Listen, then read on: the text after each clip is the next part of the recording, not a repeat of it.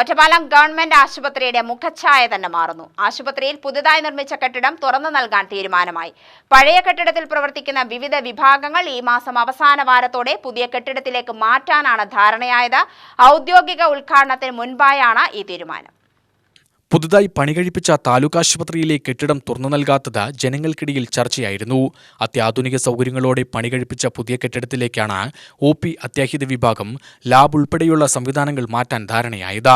നിലവിലെ മാതൃശിശുകേന്ദ്രം കെട്ടിടത്തിൽ കിടത്തി ചികിത്സ മാത്രമാക്കി നിലനിർത്താനാണ് ആലോചന.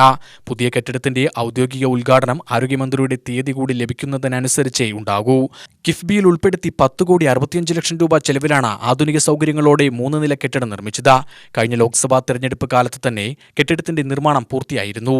തിരഞ്ഞെടുപ്പ് പെരുമാറ്റച്ചട്ടം നിലവിൽ വന്നതോടെയാണ് പണി പൂർത്തിയായ കെട്ടിടത്തിന്റെ ഉദ്ഘാടനം വൈകിയത്. കെട്ടിടം എത്രയും പെട്ടെന്ന് ജനങ്ങൾക്കായി തുറന്നു നൽകണമെന്നതുകൂടി പരിഗണിച്ചാണ് ഉദ്ഘാടനത്തിന് മുമ്പായി ഈ തീരുമാനം. UTV news, Palakkad.